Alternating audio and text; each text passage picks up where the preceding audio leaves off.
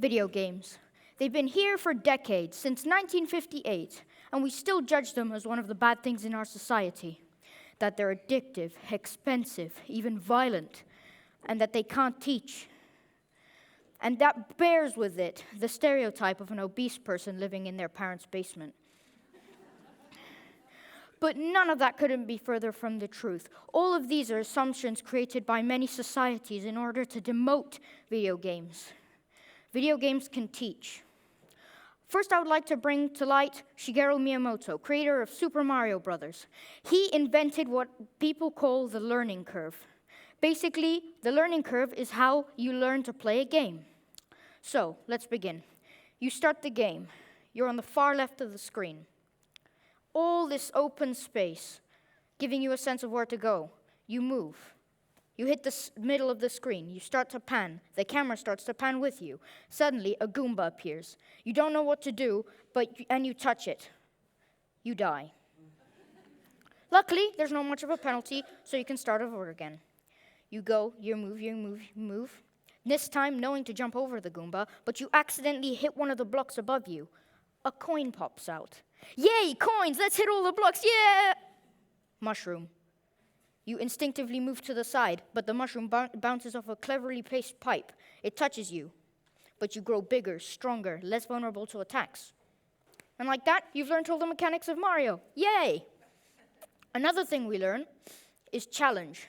It teaches us to avoid the wrong challenges and to take the right ones. For example, when you start a game, you never think, oh, I'm going to beat that final boss with nothing on me. You don't even have experience, weapons, anything. You're just going to be slaughtered. It teaches you to get better and then prepare yourself for the actual challenge ahead, rather than taking a silly challenge. It helps you to avoid and take the right challenges. Another thing it does is it trains your frontal cortex and your left frontal eye lobe. Now, the frontal eye lobe corresponds with hand-eye coordination. The frontal cortex is practically our CPU, where we make and process all the information. It's where we make our decisions. Now, the left frontal eye lobe corresponds to controllers. So when we're playing a video game, we almost never look at our controllers. And that's because the left frontal eye has already mapped every single button on your controller. So it's all up to the frontal cortex to get the right input and click the right button, giving you all the movements within succession. Some video games are so fast that all these movements are like reflex. I play Sonic Unleashed, and I have to do this within milliseconds. Now, our final point, the end goal. The satisfaction. When we complete a challenge, we as humans love the satisfaction.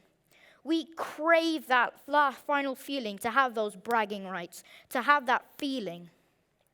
But then when we do it again, it makes the journey all the more fun. It's amazing. We crave it. But nowadays, there are people who have jobs that they can't even care less. They're only doing it so they can sustain their life, so they can keep their families happy. And no one really wants to do something they don't like to do. But video games give us this crave for the journey, crave for the satisfaction in the end. And if we could make life and work just as fun, then video games will be the best thing we've ever played in life.